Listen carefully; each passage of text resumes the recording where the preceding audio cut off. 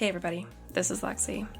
This episode of Dork Matters contains some subject matter regarding mental health that some listeners may find triggering or difficult to listen to. Listener discretion is advised. Dork Matters. Well, and there's a couple words, because then I worked with another person who called manatees manatees. That sounds sexier. It does. I was like, ooh, is that the French version? It's the negligee version. Yeah, this is sexy sea cow. But I used to call, Schweppes ginger ale, I thought it was called Schwada peppers. Okay. And I said it once, and my sister was like, what did you just say? And I was like, Schwada peppers, because they have the delicious cranberry ginger ale. And she was like, that's not a thing. How did you get to Schwada peppers? I feel like the letters aren't there to make that happen. No, they're not, Ben. I don't know. I couldn't tell you. I didn't like cursive writing. I don't know. I love cursive writing. It's beautiful now, but as a child, I was like, what are those words? Those are the Schwada peppers.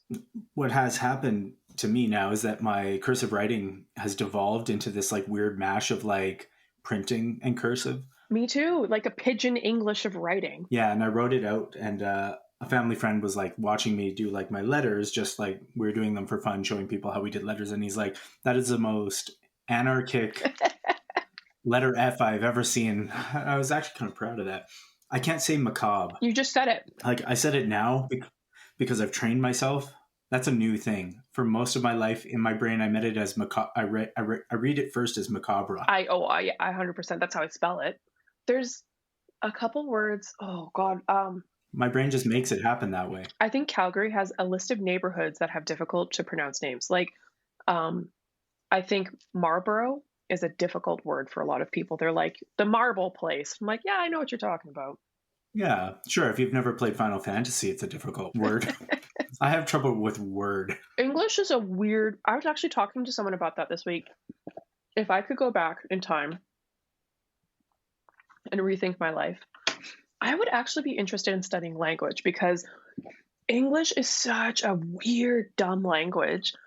And because we were talking about how she's fluent in, I want to say Mandarin. And she said because the historic aspects of like Mandarin and Korean, she's like, so I can kind of understand some parts of Korean easily, whereas we might understand parts of like German because they sound very English, like Wasser is water. Sure. And particularly in our version of English in Canada, we have all those French words mixed in, and British English. English also is very dependent on the French language.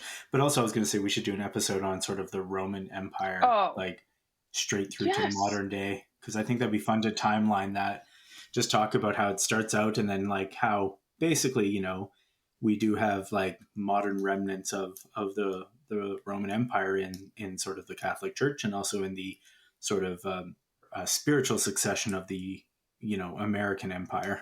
Yes. And like the British Empire and how that all worked out. I watched the 12-part miniseries on the history of Celtic people because I was like, I want to know where I'm from. And there was an element of one of the very first episodes that I thought was fucking fascinating. And I think about it once a week. And they talked about how Celtic peoples started in like the like kind of Greek Roman type areas and then started moving up. And they would bring with them artifact. They would bring with them art. And so there's certain animals like crocodiles, for example. If you've brought an artifact with you of a crocodile and you're 3 generations later, you're living in what's modern day Scotland, and you have an artifact that originally was supposed to represent a crocodile and then it breaks. You've never seen a crocodile before.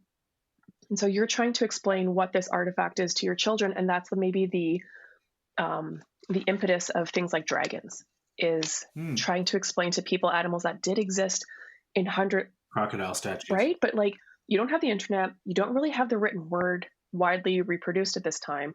How do you explain animals that your like great grandfather saw once? Maybe after our wizard episode, we need to do dragons, because it's interesting. Because also there's, I don't know if you'd call it convergent, there's that term convergent evolution for things that look alike but aren't actually as similar.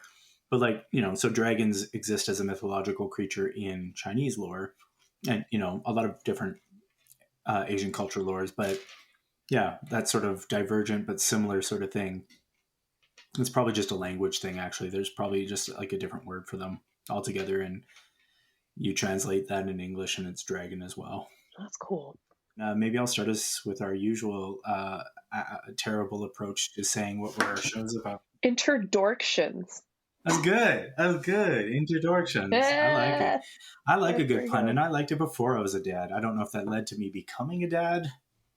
Like your pun inclination. It probably helped. I think puns are a great form of art.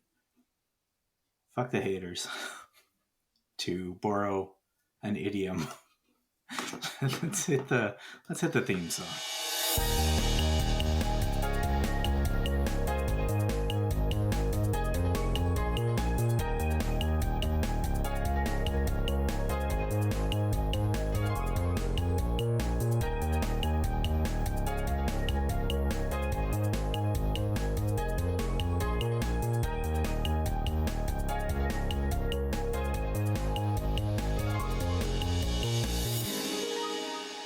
Dork Matters.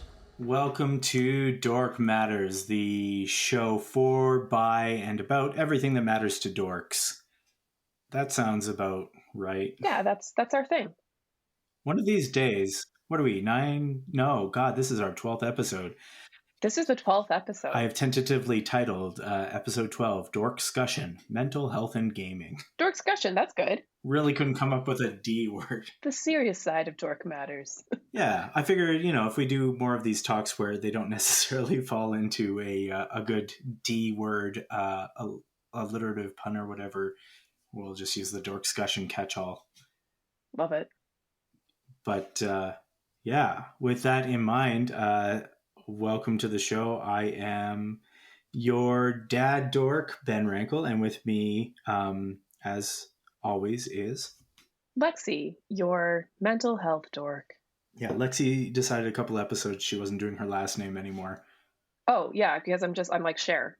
But if you listen closely throughout the episode, she will drop each letter of her last name in a cryptic way. Ooh, I like that. And if you listen closely, you'll be able to piece it all together and discover her name, like a rebus in a crossword puzzle. And then you email that answer, Lexi's last name, to us at, I don't remember what the fuck our email address is. Everyone at Dorkmatters. .com, right? .com, yeah. Yeah, everyone. Yeah, you message us that answer, put in the title Dork Matters Rebus, and yeah, the winner will get a prize. What I'd like to do is when we're getting into like the whole D&D stuff, like I would actually like to create some type of campaign that's a treasure map. And then I want us to go out and like hide a pretty decent present out in the southern Alberta area, the Treaty 7 territories. Tie it to a coyote. They're fast, Ben. They're fast. Yes, and. Okay, fine. A coyote, but it has to be the tail because we can only catch the tail. Okay. Thank you for keeping me in check there. Yes, and. But that'd be fun. I want like people to go on a treasure hunt, a safe treasure hunt, and then like find our cool treasure and let us know if they found it. Yeah. The treasure is the friends that you made along the way. I was hoping you'd say that. In this case, likely a coyote. You'll give it a name. You'll go on adventures together. You'll start an Instagram account. It'll become famous. You'll be rich. And you'll thank us.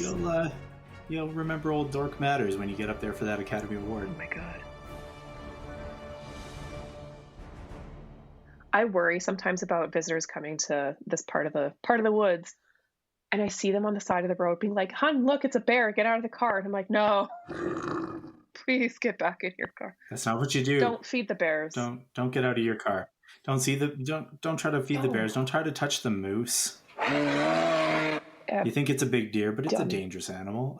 The wolves are not going to let you pet them. Oh. Coyotes are dangerous. Lynx are dangerous. Cougars are definitely dangerous. Like, just the wildlife in Alberta is, generally speaking, not to be fucked with. Yeah. It's like a pleasant, softer side Australia. Everything will kill you. It's just slightly fuzzier. for our climate. Well, here you'll get mauled versus there where you get poisoned. Yes, that's a great distinction. There you die a slow, painful death. Here it's a quick, painful death.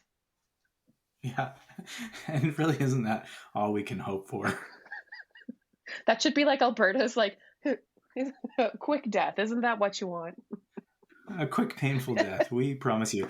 I want to open up this discussion. We're talking mental health and gaming, and that might not initially sound like it's got overlap, but we are going to sort of talk about just our experiences with mental health and with gaming and sort of the stigma that gets to accompany both of those things. And that's sort of where these two concepts juxtapose for our discussion here. And so I'm going to start us with a little bit of a quote about video games from Roger Ebert.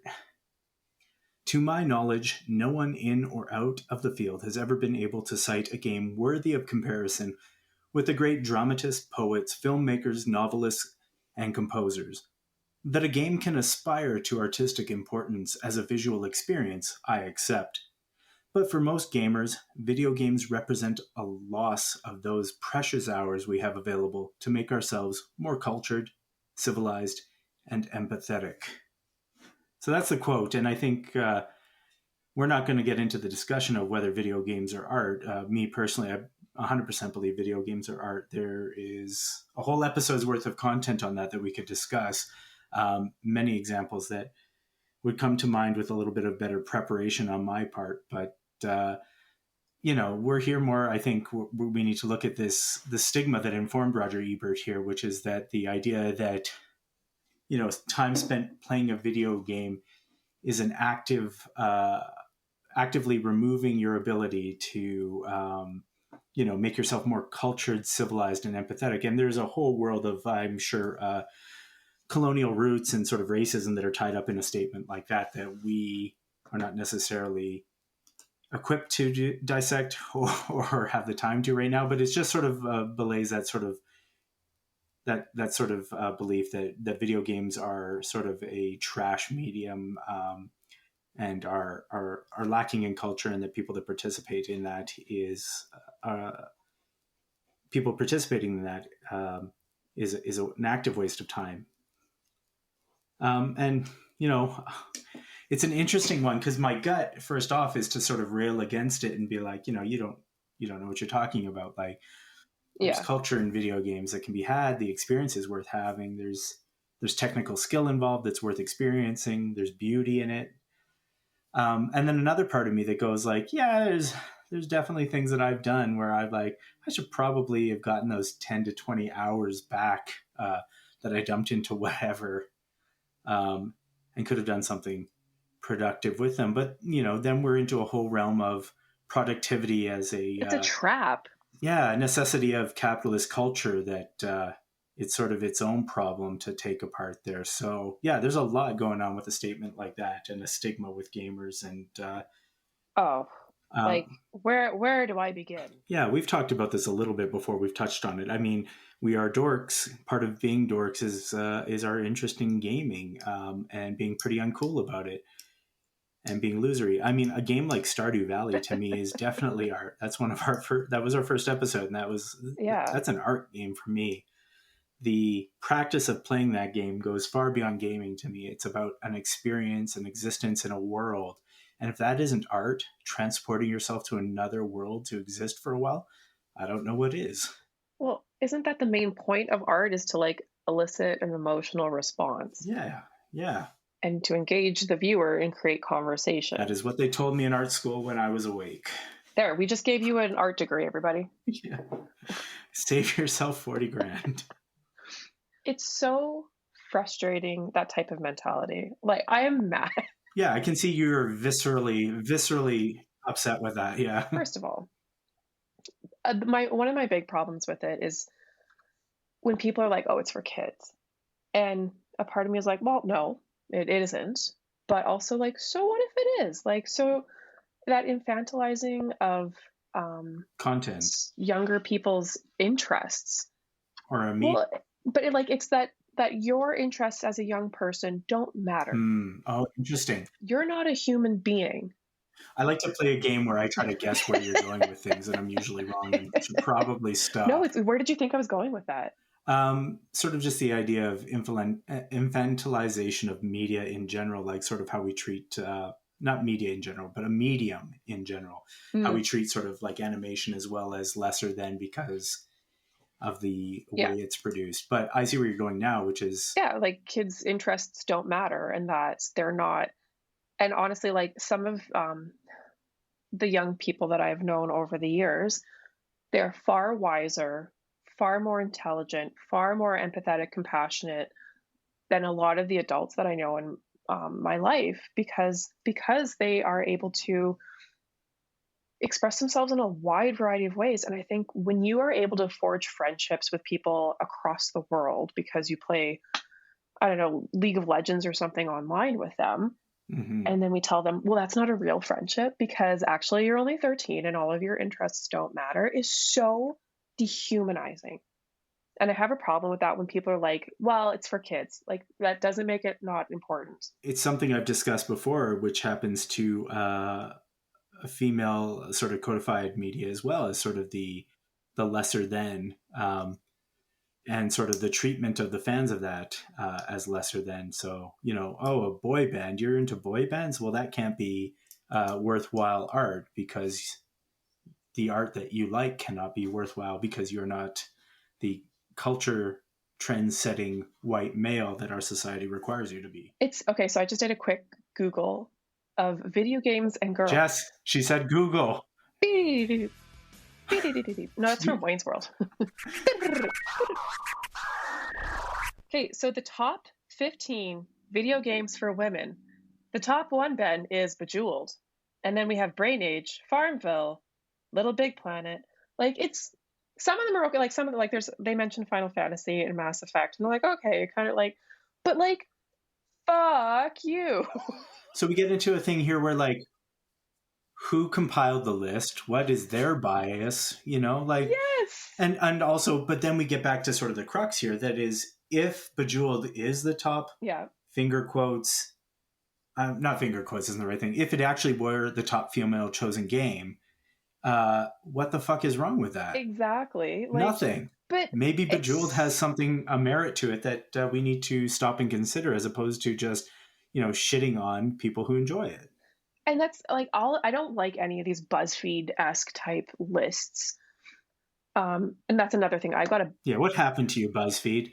Just kidding. You were always like this. You know, it's so weird that they're like they have these really, you know, newsworthy moments where they like break the news and they're like cutting edge, and then they go to Reddit and copy someone's post and then send it out. Oh, that pisses me off to no end. Do your own journalism, douchebags. Content mill. It's just... So, I mean, this is sort of getting into that area of sort of the stigmatization of being a gamer. And I think part of that is, you can tell me what you think of this, but like part of that has to be that we as millennials are basically...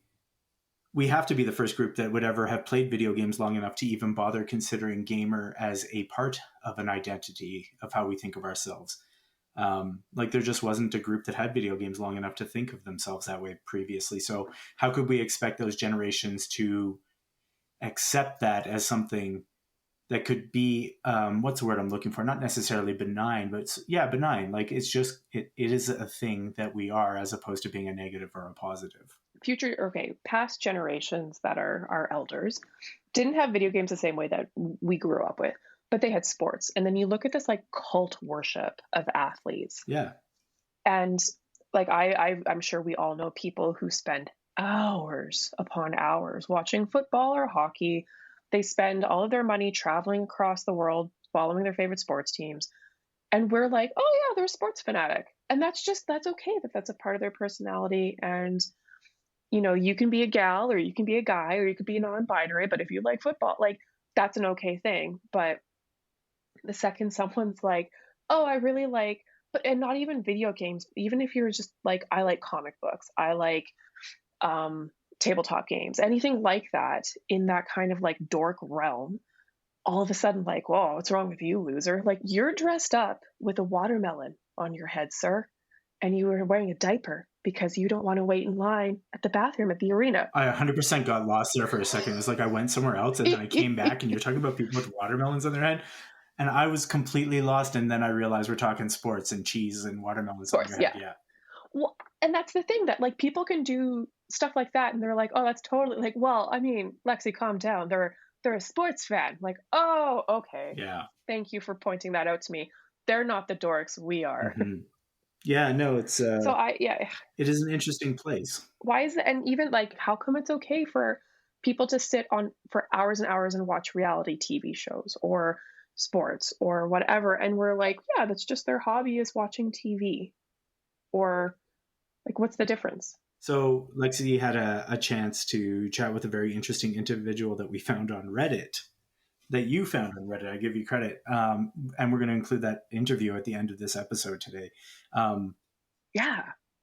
But he has found himself addressing sort of the stigmatization of gaming, and then found a way to sort of overcome that and develop a practice around treating mental health with gaming and aspects of gaming, which is interesting because when I tried to prep for this episode, Googling mental health and gaming mostly brought up lists of reasons that gaming was terrible. I found a video from this one guy from something called Game Quitters who's all like talking about the shame and stigma of gaming. And then like, I thought that was going to be a positive thing. And then it turns out it was all about leaving gaming behind and becoming a better, more developed human being. And I'm like, oh, what? I thought you were going to be positive. It took a turn. Yeah. And just like, the most positive article I could find still had, more points for the negative of gaming: lack of physical activity, possible addiction, possible avoidance of life issues. Hey, guess what? I can do that with anything. Addictive personalities don't need a specific thing. They find, and people in mental distress find ways of coping, and you think we'd realize that by now and not need to try and scapegoat gaming necessarily. Like, if I did anything to an unhealthy degree, it's going to affect my physical activity, avoidance of life issues, could become an addiction. Moderation is key. Like, yes, I agree. How is that specific to video games? And are we being disingenuous by sort of trying to apply it as something that's specific to video games?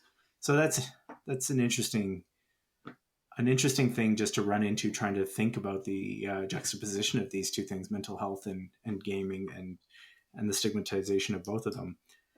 And just negative views all around. So yeah, it's such a oddly complex topic that I don't think we talk about enough, because you're right. There's so many people that, remember like when Goldeneye came out, there were so many people talking about these violent video games are what's causing all the violence of the kids. And a recent study came out saying there's absolutely zero link between violent video games and violent behavior en masse in kids. Well, did reading violent books make people violent? Yeah. Like Stephen King is one of the most celebrated authors in the world. And like, here we are, Like, how many times did Julius Caesar get stabbed in that great theatrical Many play? times. Like, did that make everybody violent? Like, it just doesn't hold up when you start looking at things. And, disclaimer, I am not a clinical therapist or psychologist or anything, but I feel like there's some basic things here that we can understand just through reading and understanding how addictions and stuff works. But yeah, so the stigmatization around mental health is interesting as well, in that we sort of have tried to hide that away and necessarily blame other things for mental health disorders instead of addressing the root problem and dealing with our mental health issues. Well, it's a Band-Aid solution, right? Like saying, oh, you just need to be happier. You just need to stop playing video games, go outside, eat a healthy diet. Exactly. That's exactly where I'm trying to get with this, which is like gaming has become this sort of, I guess, scapegoat or lightning rod for what we really need to be discussing and addressing, which is our mental health. And this is an interesting part because I'm just getting into therapy myself, trying to see how that goes for me and dealing with sort of some anxieties that have spiked with becoming a dad, but also like leaving my career to become a full-time, stay-at-home parent, and how that has changed my ability to look at the world and process certain things. So I'm on that journey myself now and trying to figure that out. And just being able to say that stuff out loud is actually almost a little bit difficult right now. Just saying like, I'm doing this and I don't know how it's going to go. I don't know what's going on with it. But like, yeah, I'm hesitant to even say it and discuss it openly. Well, it's because people don't talk about that, right? Like if you say, oh, I was at the doctor the other day, people are like, oh, okay, how did that go? Yeah. But if you say, oh, I was talking to my counselor, there's like this weird kind of like, ooh. Yeah. Oh, I'm doing sessions with and my like therapist. The conversation just kind of stops. Yeah. So yeah, it's interesting. And it's also, there's a cross section there again with sort of white male patriarchy and stuff like that in this this lack of an ability to be fragile or delicate or in need of help. And yeah, it's interesting. It's very interesting. And also, because gaming is so tied up with sort of white male identity as well, for better or for worse. I mean, I don't necessarily F with that as a true to life sort of description, but they're definitely, I guess they're the group in many things that sort of take it on as their identity, whether it's rightfully theirs or not. I say theirs being a white male. Yeah, we got a lot to own up to and work on. And gaming and mental health are some big pieces of that. Well, and I really feel like anyone who's participated in the mental health system in Canada, especially here in Alberta, it ain't great. It's really hard to engage in the system especially if you don't have the means to pay for things. Like if it's the waiting game, the stigmatization, it's so difficult. And even Mike talks about, it takes a while to find a counselor or therapist that you kind of gel with. And people think, I'm going to go talk to this person. I'm going to sit in a room. They're going to tell me to go do some things and then I'm going to be better. And it's like, it's not like that. And it's such a process. And I always feel like that to me, like video games are a process. Like you learn, especially like RPGs, like you're building up your character, you're developing different skills and tools, and you're building your character over time. And that's what therapy and counseling and like reflection is. You are accessing different parts and different skills to make like a more resilient person, to make you better. To make you good enough to be here. Otherwise, you're out of here. You're out. And if you don't vastly level up, you're gone. But think about like how everybody was all about those adult coloring books and like mandalas as a form of therapy. And like, why are we cool with that? But then if someone is to say like, actually, let's use D&D to work through our anxieties or to talk about our depression or to talk about whatever, why is that so crazy? Or role play a scenario that you can't necessarily talk out because it's just too traumatic. Exactly. Or you can't find the right words.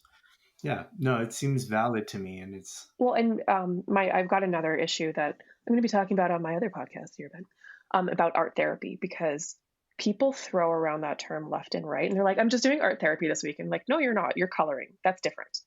And art therapy is more and more starting to be recognized as a valuable part of the mental health world. And for a long time, it was seen as just like gobbledygook.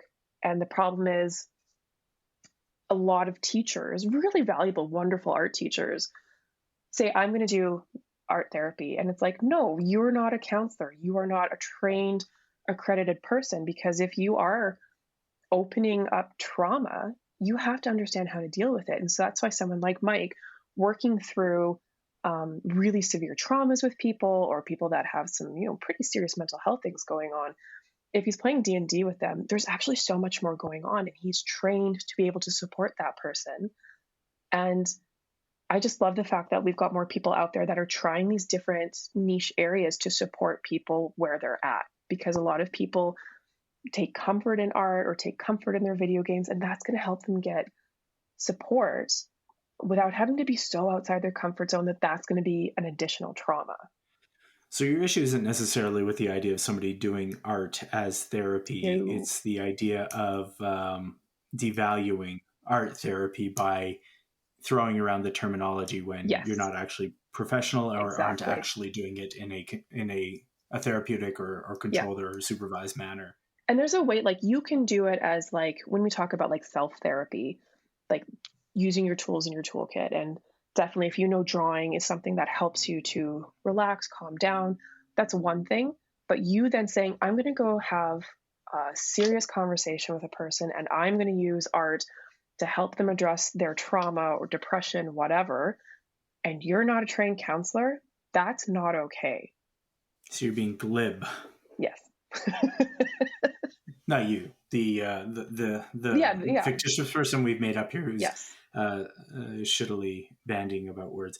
Yeah, it's interesting because I'm just thinking to myself, like, where do I go when I am stressed? I draw and I shut my brain off and I focus on art. So, I mean, it isn't therapy, capital T, supervised, but it is a coping mechanism that would be a part of therapy. And gaming is that for me as well. Oh, totally. And it always has been since I was younger and came from a very, stressful and I don't know what the right terminology for, euphemism for talking about a kind of a rough upbringing, but video games were that escape for me then as well. And tabletop role-playing games as well. Like those are places to get out of this place and not be here for a while. And I guess I could see how some people might consider that avoidance, but I consider it a coping mechanism to de-stress and find a way back to a level where I can handle anxieties again. Well, like, is there some people that'll go for like a run what's the difference? Yeah, that's there too. And it's literally for me, the exact same thing as gaming and drawing and cooking and washing dishes. It's about shutting my brain down for a while so I don't spiral in on some sort of issue and just let go and be where I'm at for a bit, doing the thing I'm at. I don't know if that's anything. I'll talk about that with my therapist, I guess. Good. But yeah, I just want to be able to say that, I'm doing therapy and I'm also, I guess I'm a gamer. I wonder if part of the stigma too around gaming is that people don't realize that they're gamers. We've touched on this before too, but like the sort of gatekeeping to the validity of a video game is an interesting aspect where mobile games, iOS games, that sort of stuff isn't generally allowed to be a video game. So I wonder if maybe video games or being a gamer as sort of an identity would be better accepted if people realize that they probably already are a gamer and don't realize it. Yeah. You also don't have to name it. Like, I wouldn't call myself an athlete, but I still like to work out. And I still like to be active. Yeah, but you know what? If you want to call yourself an athlete, why the fuck not? You're not a professional athlete. Yeah, that's a good point too. Name it, don't name it. Yeah, I think this is where I find this discussion the most interesting is sort of like, why can't you? Why not? If you're doing athletics, are you not an athlete? That's a good point, Ben. If you draw, are you not an artist? Exactly. Right? Yeah, no, I see that. So you run into people all the time who don't think that their art's good enough to consider themselves an artist. But you're making art that makes you an artist. Are you a professional artist? I don't know. How much did you get paid for that last drawing? And then tell me how you did it. Please, because we would like to make some money here. We need to make some money on our art. We are artists. No, it's so, I don't know. I feel like you should be an athlete. I might have gone off on a tangent for the first time ever in the history of our show. What? Tangent? Yeah. No, I like that. And I really just appreciate too, like the more conversation about like normalizing mental health and to put it out there. Why can't we talk about it?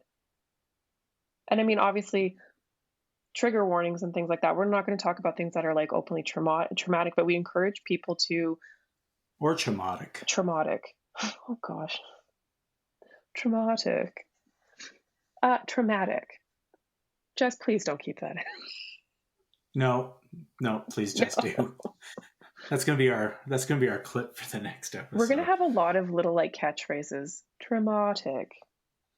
Reddit has become like, I know a lot of people hate Reddit and think it's super toxic, and I do agree. There's a lot of really. I think it's just based on the community that you're participating in. Exactly. Like my knitting community, so supportive, and even I joined the Girl Gamer subreddit.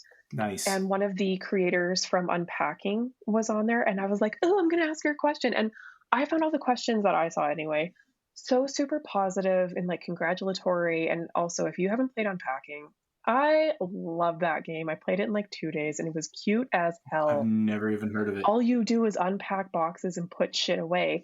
But it sounds stupid, but it isn't. It's so lovely, and the game is so well thought out, and it tells you this lovely narrative of like a person's life. It's such a great game. Well, it's about execution, Oh, right? Like yes. it's not about the idea, which a lot of people get hung up on. How do you come up with your ideas? I've heard asked of many people I know, especially in the comic industry. And it's like, it's not necessarily about that. Ideas are easy. You can come up with an idea. Executing it is hard. Yeah. Finish that idea. Finish it off. Well, and that's complete it. Why some of these really small, and I'd like to do an episode on our favorite indie games. And that's what I love about some of these. How do we do that without it just being Stardew? Okay, that'll be the rule. Every time you mention Stardew, you have to put a quarter in the jar. You can't talk about Stardew, and every time we mention it, we have to put like $1 in the jar. Okay. That'll be the money that we hide out in the woods somewhere. Or give to a charity or something. Yeah, that probably sounds better. But I just feel like it's so nice to have a community of people that are coming together to be like, hey, I like video games, and I'm a girl, and identify as a female, and people are like, yeah, me too, cool. And that's it. Like, no one's saying mean shit, and that's a lovely world. Yeah, finding a community without people saying mean shit on the internet is difficult. It's very hard to do. Oh, are we gonna do Who's That Pokemon, or is this like not a respectful way to? I don't know. I mean, it's our show. We're not like trying to actually give people therapy. No. Mental health, and we're just trying to like talk about two things that we've seen sort of stigmatized that also have some overlap, which is gaming and mental health. I think we can do whatever the fuck we want. You got one ready to go, or should I come up with one? No, do it. You do it. And is it an actual Pokemon, or are you like describing Margaret Atwood? You're not going to know until I start describing that Pokemon for you. You're looking up a picture of a Pokemon right now, aren't you? I am. Here we go. Who's that Pokemon? So this Pokemon, the silhouette is sort of a square that is on top of another rectangle, and then sort of breaking the field between the rectangles is another rectangle that's sort of off to the side, and then there's sort of another rectangle on top of that. Is it Onyx? It's not. It's Onyx. It's Mr. Mime? It's close. That's not bad. Mr. Mime's pretty close. Tell me if you want me to give you the answer. No, just keep describing all the different rectangles. That's helpful. So right now we have a sort of medium-sized rectangle stacked on top of a much larger rectangle, and then breaking sort of the field of that rectangle is a smallish rectangle. And then on top of that rectangle is yet another smaller rectangle. And that's the silhouette that you get to see right now. The hell is it? Well, okay, I have no idea. Who is it? It's Roger Ebert giving you one thumb up.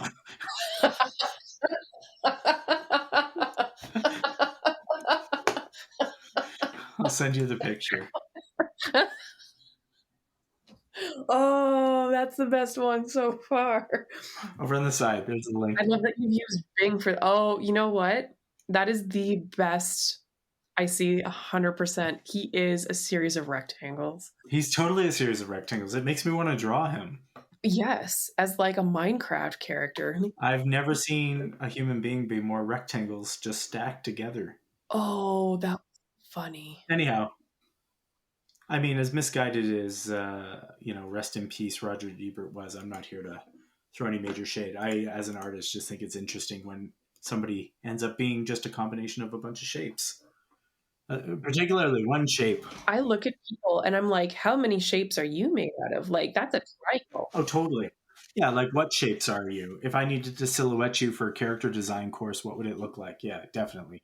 How would I, sort of exaggerate your proportions into something that somebody could read as you? I totally see things like that. I also constantly just see faces and everything. Maybe that's everybody, though. Like, oh, is this a cute little cartoon character? I used to have this wood door on my closet when I was growing up, and it had such deep rings and paneling in it. Yeah, and all you could ever see was Roger Ebert staring at you. Well, now, I mean, I'm not going to be able to sleep anymore. Who's that Pokemon? Doo-doo-doo. It's Roger Ebert. That's our break. So that kind of brings us to the end of this discussion. Did we solve anything? Probably not. But I think we can both say that, we're gamers. We're both, people that need mental help on occasion and therapy, and that's okay. There's nothing wrong with that. Everybody does. We just need to treat mental health the way we treat all health, and gaming is just another medium for expression and art and therapy, like the rest of them, and not sort of try to single that out as being some sort of, black mire or morass of mental health. It doesn't need to be. It's its own thing. We need to judge it on the merits and how it's used specifically by certain people, and deal with the mental health issues associated with that, or use them for therapy. However, whatever. You get what I'm saying? You get what I'm laying down? Yep. Oh, totally. And that brings us to the first time we've ever done an interview. Lexi had the chance to speak with Mike, the nerd therapist. So listen to the interview. Mike talks about some really incredible things. He is working out of Western Australia, so it isn't super on point with Western Canada, but the one thing I've definitely learned from that conversation with Mike is that it is an international movement in counseling and therapy. So there are elements of geek therapy, as it is so lovingly referred to, all across the world. Right. And so by not on point, you mean you're not necessarily going to be able to go find Dr. Mike and book a session with him. No, he was very clear about that. I made a comment because talking to Mike made me feel a lot better. And at no point, I want to be very clear about this, at no point was it a counseling session. Mike was very clear about he is not certified to offer counseling or therapy to folks outside of where he's certified to. So even though he's awesome and you can learn a lot about his practice and about this form of counseling, you can't go and actually learn from Mike or go to one of his counseling sessions unless you are located in his zone of influence. Yeah. Zone of Truth. It's a spell from D&D. Just bringing it together here. Yeah, good. Enjoy the interview.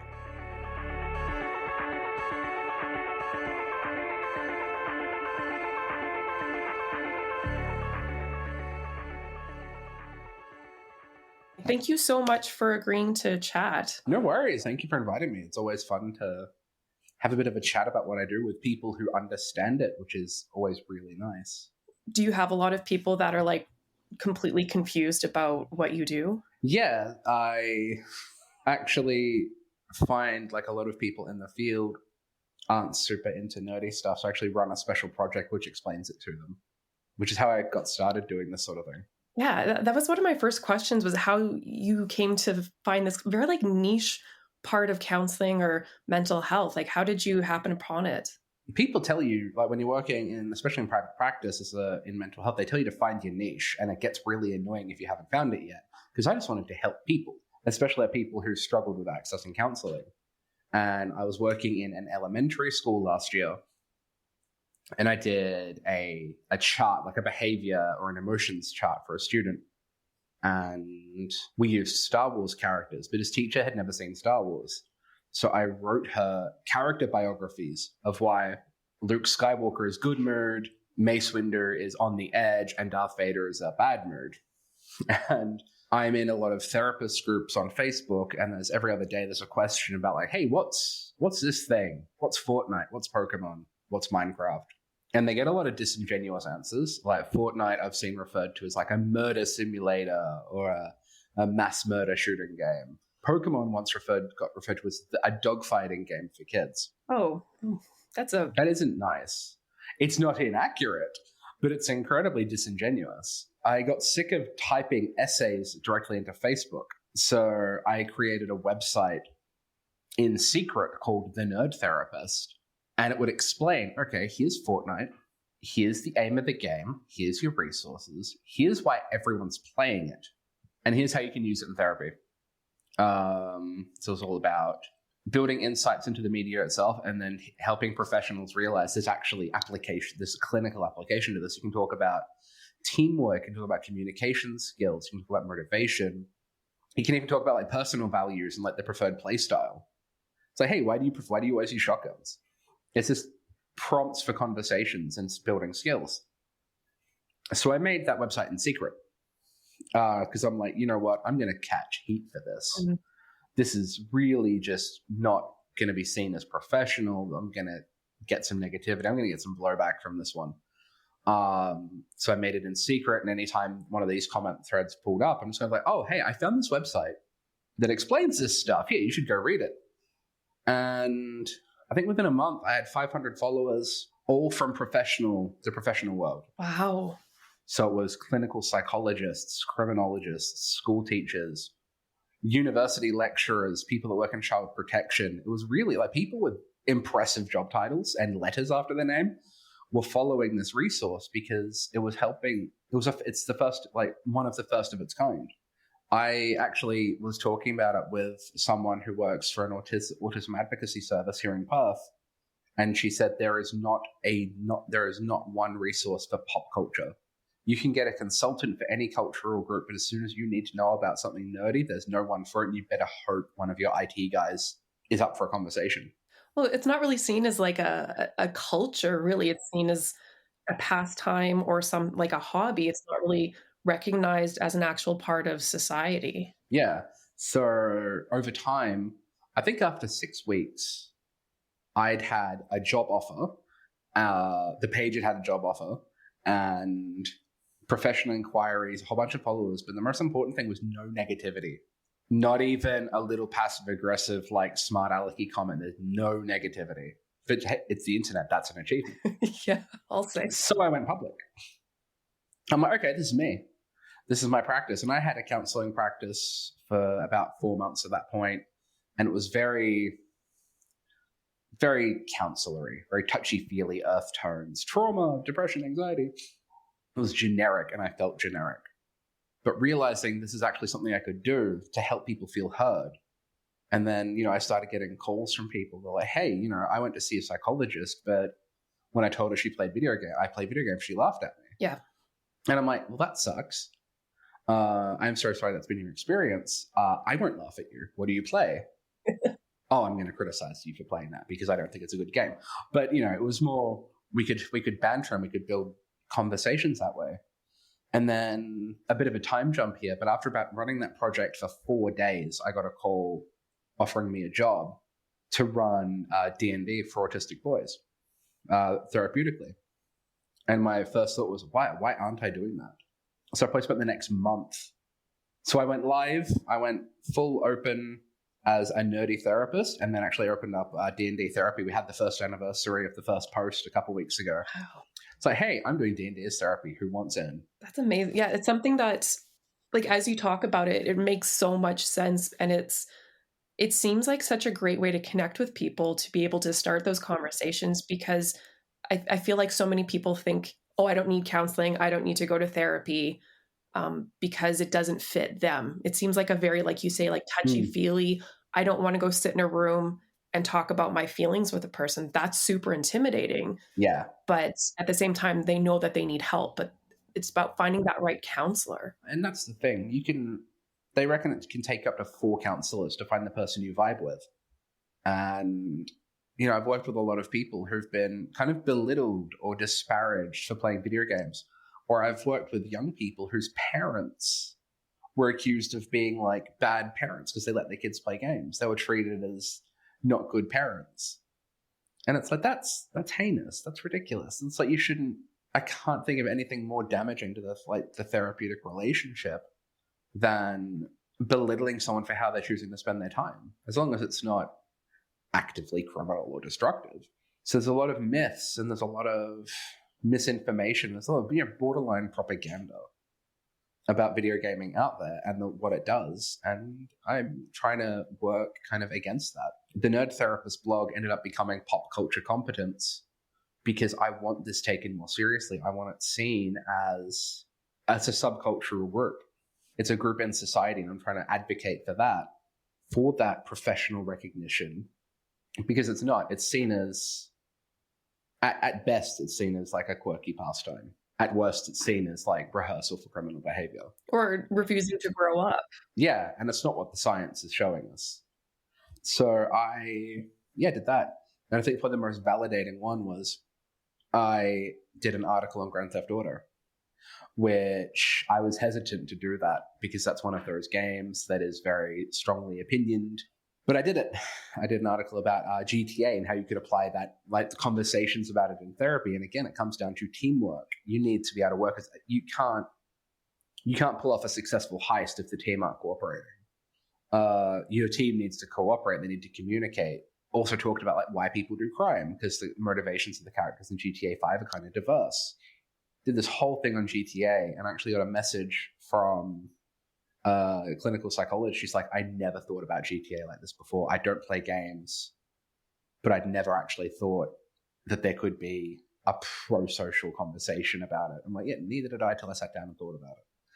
And that's why I write this. That's why I write this blog, is to create and empower conversations, because it's still going. Like, it makes me feel a lot better, because I definitely feel that I don't know maybe like Ben's wife is the only person or only other woman I know that plays video games as an adult. And so I definitely feel like I can't talk about it with women I work with, people like my neighbors. And it is a very stigmatizing, it's so weird, because it shouldn't be like a dirty little secret. It's just video games. Why is it so shunned?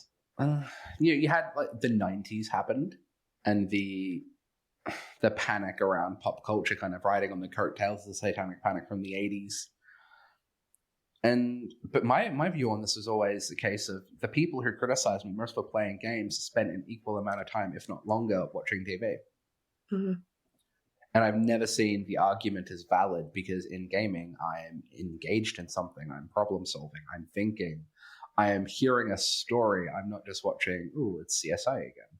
So yeah, there's a lot of stigma, and there's a lot of like negative portrayals. It's why I really don't like Big Bang Theory. I just don't like the show, in equal parts because it highlights a lot of like really distasteful and inaccurate nerd stereotypes, and then in other times it's completely accurate and kind of cringy.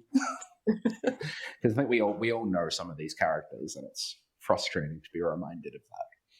Well, some of the characters seem like they want to be portrayed on the spectrum, and the jokes seem like they're very much at the expense of like, haha, you are on the autism spectrum, maybe.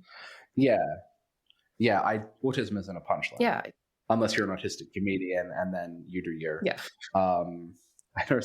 I can't remember their names, so I follow some really funny autistic comedians on TikTok, and they do, and that's fine, because that's them. That's self-referential. But no, a big scale TV show using neurodiversity as a punchline isn't funny. It's such an interesting niche that you've found, because it really seems like it could be like an international movement. And so are you aware of anybody doing anything similar in other parts of the world? There is an international movement. It's called the Geek Therapy Community. It is a group on Facebook. I think there's about 5,300 or so people on there. Wow. A lot of Americans. I wouldn't say they're all active members. A lot of them, it's equal. It's not an equal relationship. There's a lot of people there who are actively in the geek therapy community doing geeky therapy, like D&D therapy, Minecraft. D&D and Minecraft are the two big ones. And then you've got people there to learn about it. So you got people that have come in for stuff like the Pop Culture Competence Project, and they are learning about this thing for their clients. Because when you're working with young people, when you're working with nerds, when you're working with autistic kids, you need to learn this stuff. And sometimes they're sick of explaining it. Mm-hmm. Or you are going to have to sit there for like your entire session. And I'd love to sit there for an entire session and learn about Pokemon. But when you only get so many sessions, it can be challenging to fit that in. So it's where professionals who do consult on these things are very helpful, because you can get a little crash course in, okay, my newest client's really into Beyblades, what can we do? And then people will just dogpile that with their opinions and stuff about Beyblades, which is really good. Because in some groups, when you start that conversation, they'll go, oh, more cartoons. But in geek therapy community, they'll go, okay, this is this character's personal story and how it affects your client. Here's some game mechanics, here's some stuff. And it's all just that shared knowledge. It's really awesome to see it.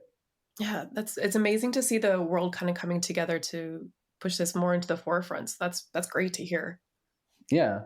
And there's a lot of people out there creating some really awesome resources for it too, which is really nice. You can chat with all sorts of folks, and they find out what they're doing. There's people creating therapy RPGs. There's people creating courses to teach you how to do Minecraft in therapy.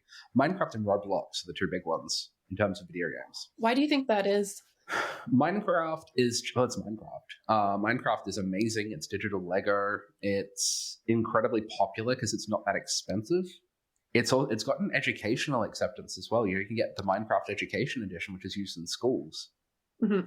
And I think that's the first time a video game has been so accepted by schools. There wasn't specifically some really badly made educational video game where you do 2+4 and it shoots a little animated like ray gun thing or something.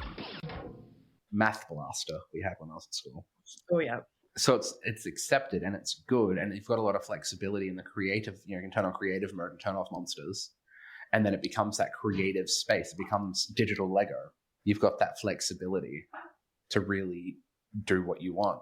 Why did you decide to go into counseling? Why was this your chosen career pathway, if you're open to talking about that? Oh, that's a story here. So I am a high school dropout. I didn't finish high school. Over here in Australia, you don't specifically have to as long as you have like a job. I went to study computer engineering, which was fun, but mostly to get me out of school. Now, I eventually ended up in the construction industry building railways. And the construction industry here is going through a mental health crisis. And we had a lot of concerns. We had a lot of crises.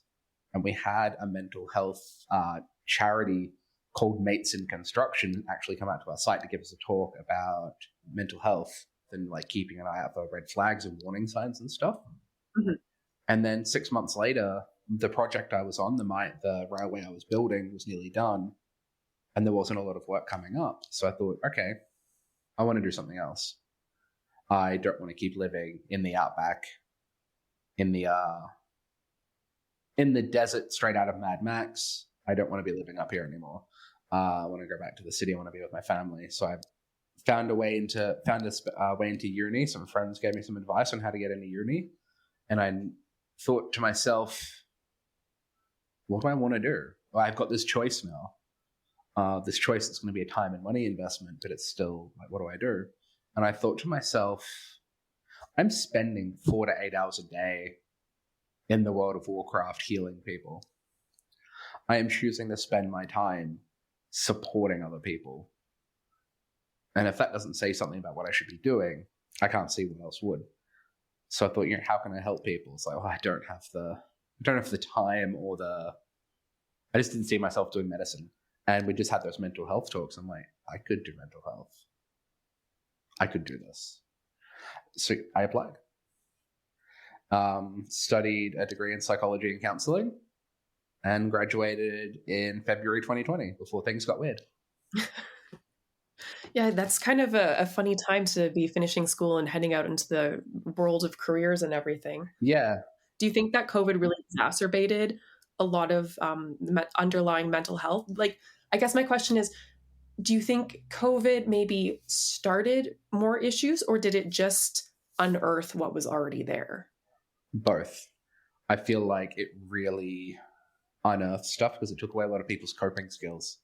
Because if you're a highly social person, your ability to socialize and go out and do stuff has been impacted. If you're a highly sociable person, if you're a person that craves touch and experience and sensation from other people, it's gonna suck to not be allowed to do that or to have that underlying risk and anxiety of doing that. Even now, like I'm in Perth, Australia, and we've had next to no cases this year.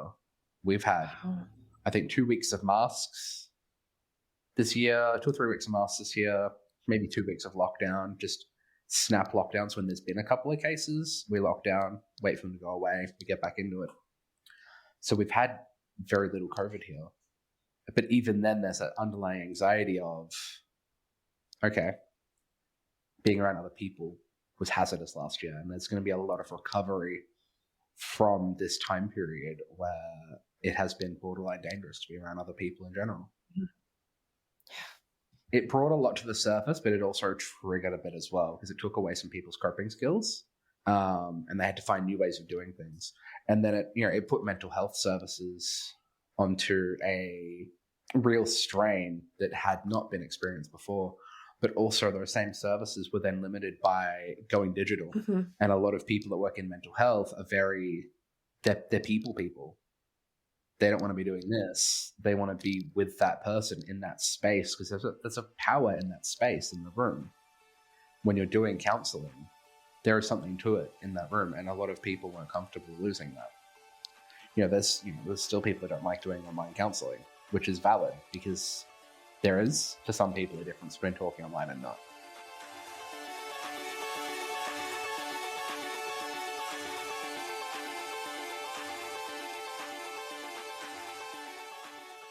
I don't have talking points necessarily.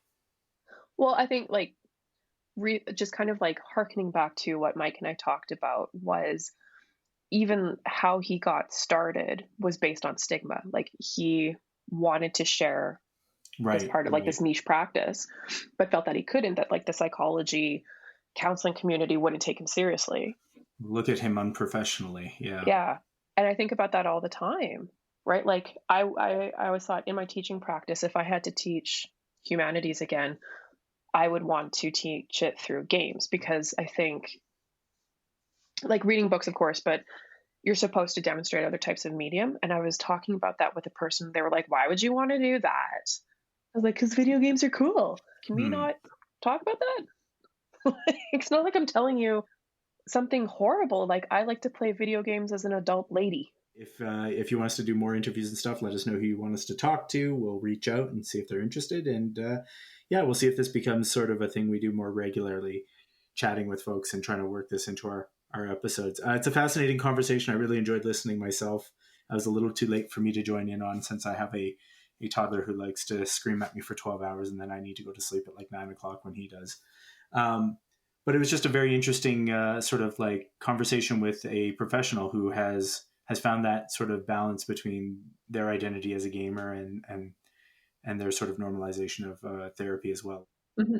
And we really appreciate Mike taking the time to connect with us. And, it was trying to figure out the time zones, because us located in Western Canada and Mike being in Perth, Australia, we had some fun looking at some different time zone maps, but it was a great conversation. And Mike has offered, if there's questions that people have or any follow-up conversations for the future, Mike has very generously offered to come back and chat with us at another time. And we'll drop his social media contacts and stuff and his webpage in our show notes, so you can check that stuff out there. And if you haven't checked out our show notes before, please do. I am getting pretty okay at writing them. Well, they're great. They're fascinating. I steal a lot of what Jess gives us as feedback, our producer, on our episodes, and then I add a little something of my own in there. A little Ben spice in there. All right. That's it. We're out. Enjoy the interview, and we'll see you next time. Dork. It's a Nardwuar reference. Right? Oh, yeah. Nardwuar. The human serviette. Yeah. Just making sure we're on the same page. Our listeners won't know what the fuck we're talking about. Do. Better. Oh, no. Even in Canada, it's basically Toronto-centric, but... Yeah. That's why we're starting our own Western Canadian Broadcasting Network. Nardwuar. That's think about that as we let you go. This is all cut, isn't it? Bye. Oh, yeah. Bye-bye. If you or anyone else you know is experiencing a difficult time, please know that you are not alone and there is help available. In Canada, you can reach out to the Canadian Crisis Hotline at 1-888-353-2273. In the show notes, we've also included a list of resources and contact information for North American and international listeners. We love you, fellow dorks. Thanks for listening to Dork Matters. If you like the podcast, subscribe, give a rating, and tell a friend about us. If you are a fellow dork and have a dork issue that you think we need to discuss, tell us on our social media. You can find us on Instagram and Twitter. You can also check out our original art and other content from Ben and myself. We'd like to say a big thank you to Yabra for the use of our theme song Dance off of their Astral EP, as well as a thank you to Jess Schmidt for producing and editing our podcast. Thanks, Jess. Dork Matters. This podcast is created on the traditional territories of the Blackfoot Nations, which includes the Siksika, the Piikani, and the Kainai. We also acknowledge the Stoney Nakoda Nation, Tsuut'ina, and Métis Region 3. Dork Matters is a proud member of the Alberta Public Radio Podcast Network.